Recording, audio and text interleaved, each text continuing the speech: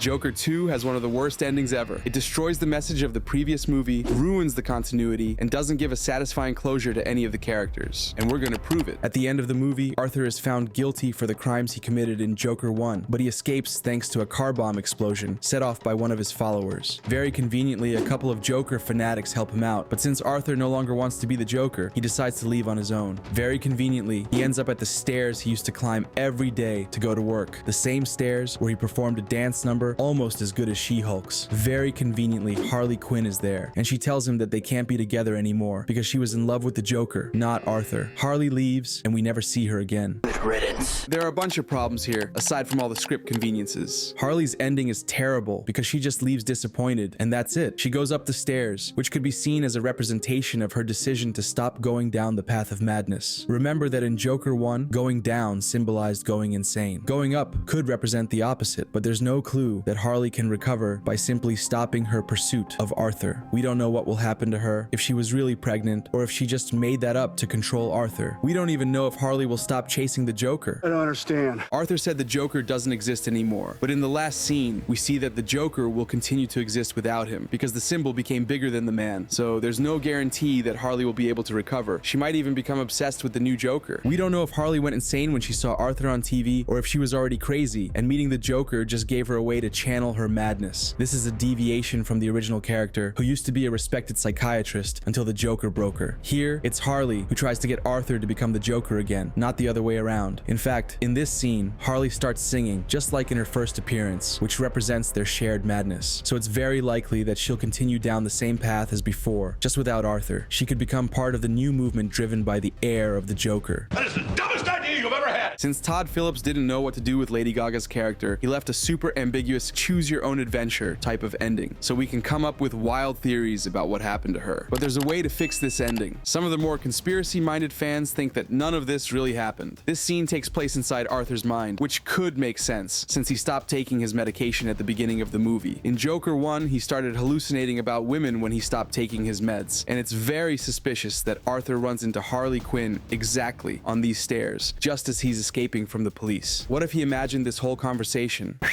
But if this isn't real, what happened to Harley? Harley could have taken her own life in this scene, which happened a few minutes earlier. When Arthur says he doesn't want to be the Joker anymore, Harley leaves the courtroom, visits Arthur's apartment, and she looks super disappointed. She points a gun at her head, just like Arthur did in the previous movie, and it's possible that she pulled the trigger. Not knowing what to do with her life now that she knows she can't be with the Joker because the Joker doesn't exist, Harley might have decided to end her suffering. It would be a bittersweet ending, but at least it would be a closed ending, and it would bring the character closer to the version we know from the comics and animated shows. The real Harley Quinn was completely dependent on the Joker, even though she was in an abusive relationship, so it would have made sense for her to decide to end it all after the Joker disappeared, because her life would no longer have meaning. This would fix Harley's character, but I don't buy it. There's no hint that Arthur is imagining this last scene with Harley. Why would he imagine her with a new haircut when he didn't see her cut her hair? Why would he imagine being abandoned by Harley when in his previous hallucinations, women were dying to be with him? That doesn't make any sense. Some Todd Phillips fans will say that Arthur can imagine anything because he's crazy, and that will justify this mess. But the most likely thing is that Harley just walked away and that's it, because they couldn't think of anything better. And we're just getting started. Let's talk about the message. In Joker 1, we saw that the Joker's actions sparked a revolution in Gotham. Arthur killed 3 rich guys on the subway, and many oppressed citizens took this as an act of justice. Gotham is a city full of inequality, where people can't even afford their medications, while the rich enjoy all kinds of luxuries. As a result, a movement arose to take back what the millionaires had stolen from the rest of the population. This escalated into violence, where innocent people got hurt, because many of the ones who took the Joker as a role model were hyper-violent individuals looking for an excuse to hurt others. It's a mess. The message was super interesting. The Joker started a revolution without intending to. Society felt oppressed like he did, and reacted violently like him, but Arthur never understood anything about politics. On Murray's show, he gives very vague answers, and it's clear that he only responds to what happens to him directly, but people used him as a symbol to create a movement, even though he didn't agree with it. It's an example of how anything can be used as a spark for a social movement. But all of that is lost at the end of Joker 2. His followers are still violent, even to the point of blowing up a car bomb, endangering innocent people who hadn't done anything wrong, but we have no idea how society reacts now that Arthur decided to stop being the Joker. What happens when he's sentenced to death? What happens after he's killed by one of his followers? Do these people continue blindly supporting the Joker Joker or the version of the Joker they had in mind? Will they support the new Joker? Will there be multiple copycats fighting to become the leader of this movement? Will people stop using the Joker as a symbol because he disappointed them? Will there be a civil war in Gotham? The dramatic series of questions. Todd Phillips doesn't tell us anything about these issues, probably because he was afraid of the movie being labeled as too political. That's what happened with the first film. I don't need the director to explain what's going to happen using apples and oranges, but at the end of Joker 2, we don't even get one clue about what will happen to Gotham. In the previous movie, the city felt like a character in itself, but here, the word Gotham isn't even mentioned once, and the social commentary completely disappears. Again, it feels like they didn't know what to do and left a super ambiguous ending so that we come up with theories to fix the movie. And now we've reached the worst part, Arthur's death. After the final conversation with Harley, Arthur is caught by the police and returned to Arkham. Sometime later, a guard tells him he has a visitor, but before we can see who it is, one of the inmates tells a bad joke about two clowns meeting up. It's a reference to the previous movie, when Arthur told Murray that he got what he deserved, and the punchline is similar. The inmate stabs Arthur to death, suggesting that this is what he deserves after everything he did. It's a pile of garbage. What ruins the entire movie isn't that Arthur dies. He was already sentenced to death, so in any case, they just speeded up his execution. I actually like the idea of him being killed by one of his followers, because it reinforces the notion that Arthur inspired violence in people. And that violence finally caught up with him. His followers are as crazy as he is, and they're willing to kill him if they feel like it. Or maybe they're giving him what he deserves for abandoning the Joker's mantle. But the thing is, a random dude kills him. His killer is another inmate who literally appeared in 2 shots and had no lines of dialogue. We don't know his name, where he comes from, why he's in Arkham, or what the hell does he want. Up to that point, we didn't even know he was a Joker follower. We also don't know why he kills the guy who inspired him. Is it because Arthur said he no longer wanted to be the Joker, and that's why he deserves to die for betraying his own legacy? Is it because he wanted to replace Arthur? Is it because he didn't agree with Arthur's methods? Is it because he's just crazy? I don't know,